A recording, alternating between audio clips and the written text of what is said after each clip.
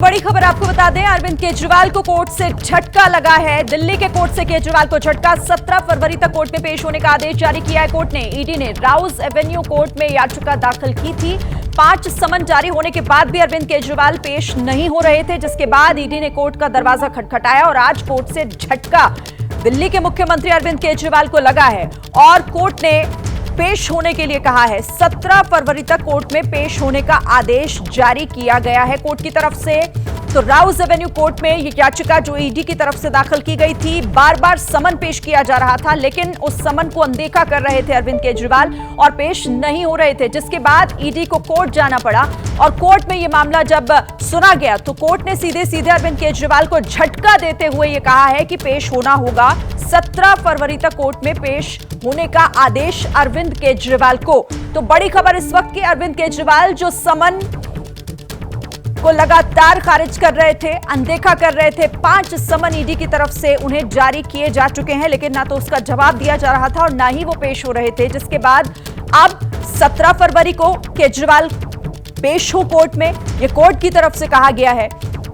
तो बड़ी खबर, और ये उस याचिका पर जो ईडी की तरफ से दाखिल की गई थी राउज एवेन्यू कोर्ट में, जिस मामले को कोर्ट ने सुना और उसके बाद अब पेश होने के लिए कहा है अरविंद केजरीवाल को। और 17 फरवरी तक कोर्ट में पेश होना होगा अरविंद केजरीवाल को, यह आदेश उनके लिए जारी हुआ है कोर्ट से। तो मुश्किलें यहां अरविंद केजरीवाल की बढ़ेंगी, कोर्ट से झटका है ये। और ईडी को ये राहत, क्योंकि ईडी के बार बार समन जारी करने पर भी नहीं पेश हो रहे थे, नहीं सामने आ रहे थे अरविंद केजरीवाल। सीधे रुक कर लेते हैं, वरुण हमारे सहयोगी इस खबर पर ज्यादा जानकारी के साथ जुड़ गए। वरुण, बताइएगा कोर्ट में क्या हुआ, क्योंकि अरविंद केजरीवाल को झटका, 17 फरवरी तक कोर्ट में पेश होने का आदेश। देखिए, बिल्कुल बड़ा झटका है, क्योंकि अदालत ने जो आदेश दिया उसमें अरविंद केजरीवाल को 17 फरवरी को अदालत के सामने पेश होने का आदेश दिया है। 5 ईडी ने याचिका लगाई थी, ये बात कही थी कि अरविंद केजरीवाल, मुख्यमंत्री अरविंद केजरीवाल पब्लिक सर्वेंट है और लगातार उनके नोटिस की, उनको जो समन भेजा जा रहा है उसकी तामील नहीं कर रहे हैं। उनकी एक शिकायत दर्ज कराई थी कोर्ट में और ये बात कही थी कि उनको तलब किया जाए अदालत में, और 4 बजे का समय मुकर्रर किया था अदालत ने। और अब आदेश दिया है जिसमें 17 फरवरी को अरविंद केजरीवाल को राउज एवेन्यू कोर्ट में पेश होना पड़ेगा। हालांकि उनके पास कई तरह की लीगल रेमेडीज हैं, आने वाले समय में वो किसी भी हायर कोर्ट पर भी जा सकते हैं, सेशन कोर्ट भी जा सकते हैं, लेकिन फिलहाल के लिए अगर अब तक की बात करें तो एक ये बड़ा डेवलपमेंट है। अदालत में जो एनफोर्समेंट डायरेक्टरेट ने शिकायत दर्ज कराई थी, याचिका लगाई थी, उस पर कोर्ट ने अब अरविंद केजरीवाल को अदालत में पेश होने का आदेश दिया है। और अब देखना ये होगा कि 17 फरवरी को अरविंद केजरीवाल जब यहाँ पर पेश होते हैं तब आगे इसमें किस तरह की जो लीगल प्रोसीडिंग्स है वो आगे बढ़ती है। जी वरुण, तो जाहिर है कि अरविंद केजरीवाल जो लगातार ईडी के समन को खारिज कर रहे थे, उसकी तामील नहीं कर रहे थे, पेश नहीं हो रहे थे, ये कहकर कि ये तो गैर कानूनी है और इस समन को वो नहीं मानते। लेकिन अब ईडी अगर कोर्ट की तरफ गई है तो कोर्ट से राहत, लेकिन अरविंद केजरीवाल के लिए आफत है। ये मुझे बताइएगा, ईडी ने याचिका दाखिल की थी, कोर्ट में क्या कहा गया, क्या एक जो प्लॉट है वो तैयार किया गया जिसके बाद अरविंद केजरीवाल की ये मुश्किल बढ़ी है? देखिए, एनफोर्समेंट डायरेक्टरेट लगातार आबकारी मामले में अरविंद केजरीवाल को नोटिस दे रही थी, एक के बाद एक 5 नोटिस दिए जा चुके थे, लेकिन अरविंद केजरीवाल हर बार नोटिस जो समन उनको जारी हो रहा था उस पर तामील नहीं कर रहे थे, जो इन्वेस्टिगेशन है उसको ज्वाइन नहीं कर रहे थे। अरविंद केजरीवाल की तरफ से लगातार एनफोर्समेंट डायरेक्टरेट पे आरोप लग रहे थे कि एनफोर्समेंट डायरेक्टरेट ये बताया कि उनको किस हैसियत से नोटिस दिया जा रहा है, क्या वो इस पूरे मामले के अंदर आरोपी है या फिर वो विटनेस है, किस हैसियत से उनको ये नोटिस दिया जा रहा है। और साथ ही जो एनफोर्समेंट डायरेक्टरेट के जो नोटिस थे उनको गैर कानूनी अरविंद केजरीवाल की तरफ से बताया जा रहा था, जिसके बाद एनफोर्समेंट डायरेक्टरेट आखिरकार राउज एवेन्यू कोर्ट पहुंची। वहां पर उन्होंने अपनी एक एप्लीकेशन लगाई, एक शिकायत दर्ज कराई, जिसमें यह बात कही कि अरविंद केजरीवाल पब्लिक सर्वेंट है और जो सरकारी जो नोटिस उनको दिया जा रहा है वो लगातार उसकी अवहेलना कर रहे हैं, उसकी तामील नहीं कर रहे हैं। कहीं ना कहीं ये आईपीसी की जो 174 सेक्शन है उसका उल्लंघन है और उसी के तहत एनफोर्समेंट डायरेक्टरेट चाहती है कि कोर्ट अरविंद केजरीवाल को समन जारी करे और यहाँ पर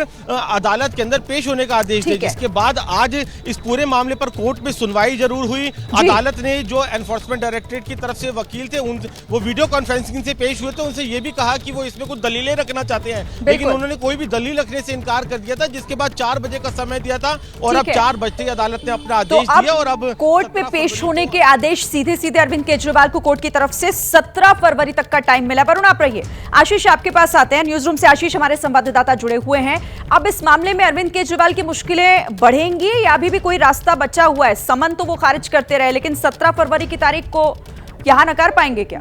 देखिए, मुझे लगता है पॉलिटिकली मुश्किलें तो उनकी बढ़नी है। लीगल रेमेडीज उनके पास है, हायर कोर्ट में जा सकते हैं, लेकिन जैसे आज मेट्रोपॉलिटन मजिस्ट्रेट ने उनके खिलाफ ये फैसला सुना दिया है कि 17 फरवरी को आपको हाजिर होना होगा, निश्चित तौर पर इसका नेगेटिव इम्पैक्ट जाएगा उनके पोल कैंपेन पे, नेगेटिव इम्पैक्ट जैसा। हालांकि वो अपने आप को विक्टिम प्ले आउट करने की कोशिश कर सकते हैं, लेकिन बार बार वो ईडी के समन को निगेट कर रहे थे। इस बात को भूलना नहीं चाहिए, उसको लेकर के सवाल खड़े हो रहे थे और बार बार इन्फोर्समेंट डायरेक्टरेट की तरफ से शिरीन ये कहा गया कि उनके पास पर्याप्त सबूत हैं। इसी आधार पर वो चीफ मिनिस्टर को क्वेश्चन करना चाहते हैं, वो मोटिवेटेड होने का आरोप लगा रहे थे। सबसे बड़ी बात, आज कोर्ट ने जो भी रूलिंग दी है वो हियरिंग के बाद दी है। उन्होंने भी तो फैक्टर इन किया है ना सारे आर्ग्यूमेंट्स, उसके बाद उनको ये लगता है कि नहीं, इसमें प्राइमा फेसी मामला बनता है और लिहाजा अरविंद केजरीवाल को 17 तारीख को पेश होने के लिए कहा गया। और मुझे लगता है ये बहुत बड़ा झटका है अरविंद केजरीवाल के लिए और इसका इंपैक्ट हम आगे चल के इंडिया अलायंस पे भी देख सकते हैं। इंडिया अलायंस से जुड़ा हुआ मेरा सवाल है आशीष, जरा बताइएगा हमारे दर्शकों को कि आखिर इसका असर अरविंद केजरीवाल आम आदमी पार्टी पर तो पड़ेगा ही,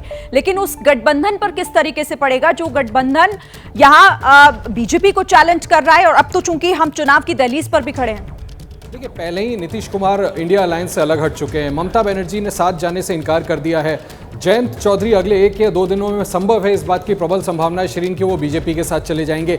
ऐसे में अगर अरविंद केजरीवाल की क्वेश्चनिंग के बाद वो एनफोर्समेंट एजेंसी को सेटिस्फाई नहीं करते हैं और उनकी गिरफ्तारी होती है, तो आप खुद सोचें, संजय सिंह पहले से जेल में, सत्येंद्र भारद्वाज पहले से जेल में, तमाम पार्टी के दूसरे नेता पहले से जेल में और उसके बाद अरविंद केजरीवाल, अगर ऐसा कोई बड़ा स्टेप एजेंसी की तरफ से उठाया जाता है तो कमर टूट जाएगी पूरी तरह से आम आदमी पार्टी की। और बहुत बड़ी कॉन्स्टिट्यूएंट है वो इंडिया अलायंस की, दिल्ली में प्रेजेंस है, पंजाब में प्रेजेंस है, ऐसे में निश्चित तौर पर इसका खामियाजा इंडिया अलायंस को पोलिटिकली उठाना पड़ेगा। बिल्कुल, इसका असर देखने को मिल सकता है। अच्छा, हमारे साथ नीरज पांडे हमारे सहयोगी भी जुड़ गए। नीरज, क्योंकि बीजेपी की नजर लगातार आम आदमी पार्टी के तमाम उन घोटालों पर है जो वो आरोप लगाती रही है, अब इस मामले को लेकर भी आगे घेरेगी अरविंद केजरीवाल को आम आदमी पार्टी को बुलाने की कोशिश तो जरूर होगी पार्टी की तरफ से।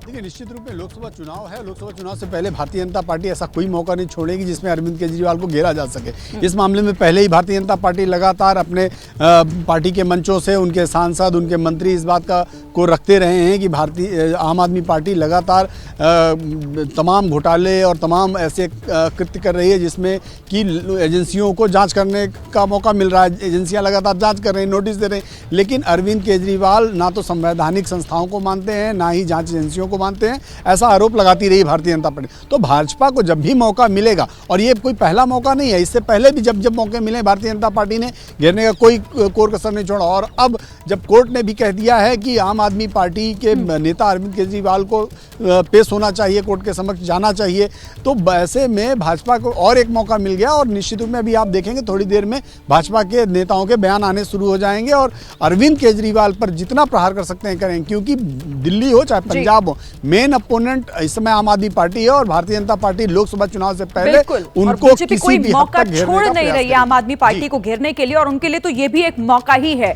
वरुण का रुख करते हैं। वरुण, ये बताइए कि आम आदमी पार्टी की तरफ से कुछ कहा गया है क्या? किसी नेता से आपकी अगर बात हुई हो कि अब वो उनका अगला कदम क्या होगा? देखिए, निश्चित तौर पर आम आदमी पार्टी का भी अभी इसमें रिएक्शन जरूर आएगा। फिलहाल अभी तक किसी आम आदमी पार्टी के अधिकारी से हमारी कोई बात नहीं हुई है, लेकिन जितने भी लीगल एक्सपर्ट्स हैं, कोर्ट के अंदर जो वकील भी मौजूद थे, जब मेरी उनसे बात हुई तो उनका ये कहना था अब जब 17 फरवरी को अरविंद केजरीवाल कोर्ट के अंदर पेश होंगे तो अदालत उनसे ये बात पूछेगी कि आखिरकार वो जो इन्वेस्टिगेशन है उसके अंदर इन्वेस्टिगेशन ज्वाइन क्यों नहीं कर रहे थे, जो समन है उसकी तामील क्यों नहीं कर रहे थे। अदालत की तरफ से ये भी पूछा जा सकता है कि इस तरीके से ये सरकारी नोटिस का उल्लंघन आईपीसी की 174 के तहत अपराध है, जिसमें 1 महीने की सजा भी हो सकती है। तो अब आने वाले समय में ये पता चल पाएगा कि अरविंद केजरीवाल अदालत के अंदर क्या पक्ष रख सकते हैं, क्योंकि अदालत के अंदर किसी तरीके के जो राजनीतिक बयान है वो नहीं चल सकते जिसमें कोई शख्स उसमें एक राजनीतिक दाव पेच खेलता रहे और कहे कि किस हैसियत से बुलाया जा रहा है, क्या मैं एक्यूज हूँ, क्या मैं विक्टिम हूँ। तो कहीं ना कहीं एक जो लीगल उसके पीछे का जो पक्ष है वो अरविंद केजरीवाल को एक ठोस मजबूत पक्ष अदालत के सामने रखना पड़ेगा, और मुमकिन है आने वाले समय में अदालत उनको ये बात बोले कि वो जल्द से जल्द एनफोर्समेंट डायरेक्टरेट की जो इन्वेस्टिगेशन है उसको ज्वाइन करे। लेकिन एक निश्चित तौर पर बड़ा झटका है अरविंद केजरीवाल के लिए, क्योंकि अदालत ने अब उनको खुद फिजिकली अदालत में पेश होने के लिए 17 तारीख की डेट दी है। जी और आशीष, क्योंकि अब इस पूरे मामले में चौतरफा घेराबंदी तो सीधे सीधे दिखाई दे रही है, कई बड़े आरोप, कई बड़े घोटालों के आरोप सीधे सीधे अरविंद केजरीवाल और उनकी पार्टी पर लग रहे हैं।